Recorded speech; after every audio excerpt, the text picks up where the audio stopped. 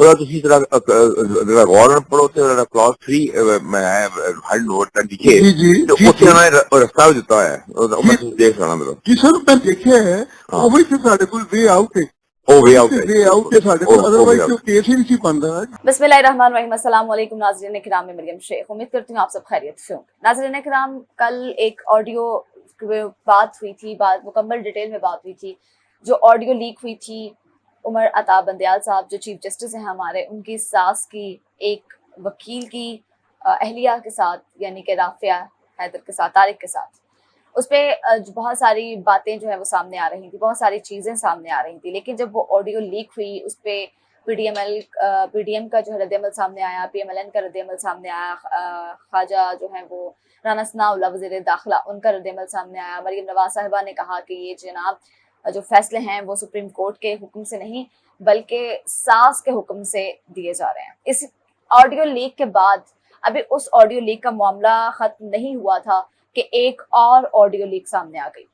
Audio leak जो है क्या उसमें बातचीत की गई है, ये पहले आप मुलाहिजा फरमाएं, फिर इस पर डिटेल में बात करेंगे।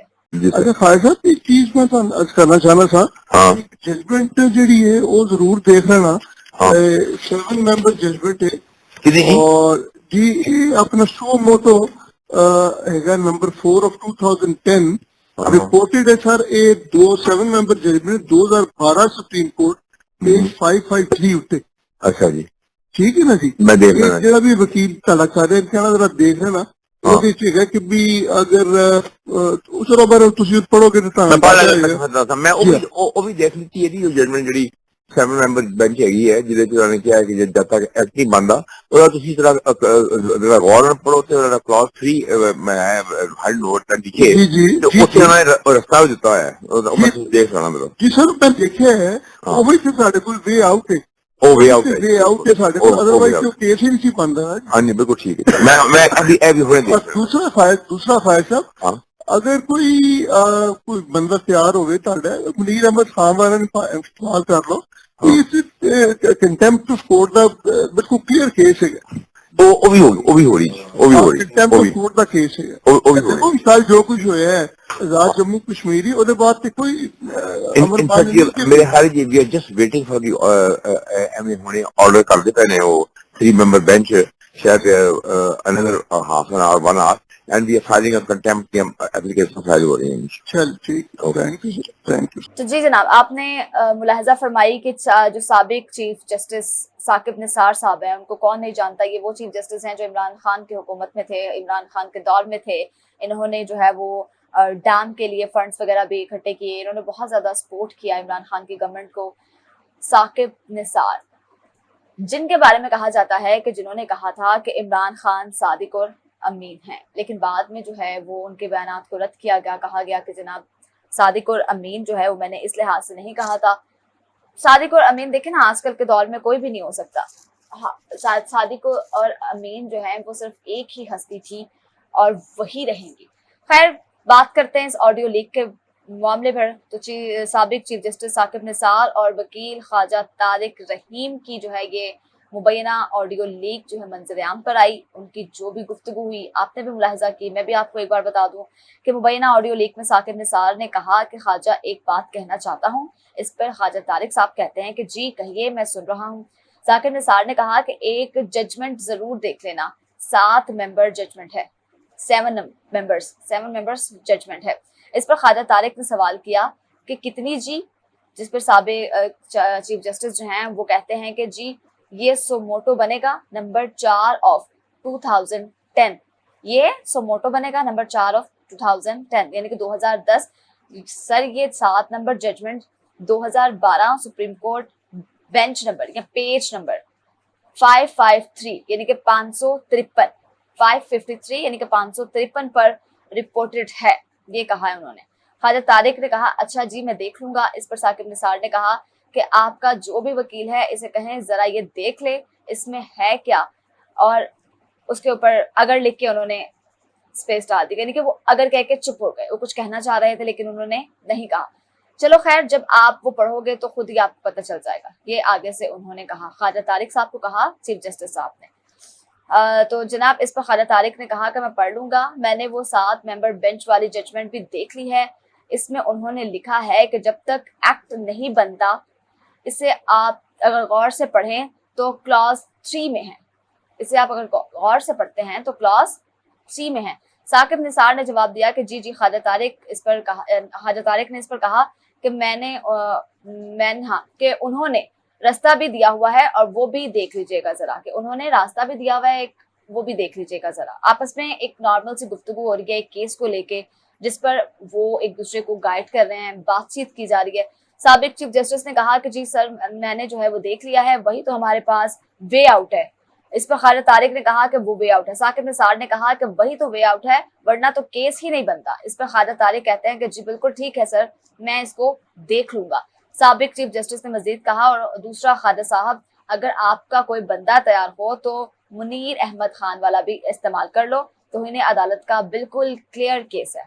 اس پر خالد طارق نے جواب دیا وہ بھی ہو رہا ہے. ثاقب نثار نے کہا کہ کل جو کچھ ہوا آزاد جموں کشمیر میں, اس کے بعد تو کوئی, پھر وہ چپ کر گئے. خواجہ طارق نے کہا کہ ہم صرف 3 ممبر بینچ کے حکم کا انتظار کر رہے ہیں, اس میں مزید گھنٹہ آدھا گھنٹہ لگ سکتا ہے, اس کے بعد ہم توہین عدالت کیس فائل کر دیں گے. خواجہ طارق کے جواب میں ثاقب نثار نے کہا کہ چلو ٹھیک ہے شکریہ سر.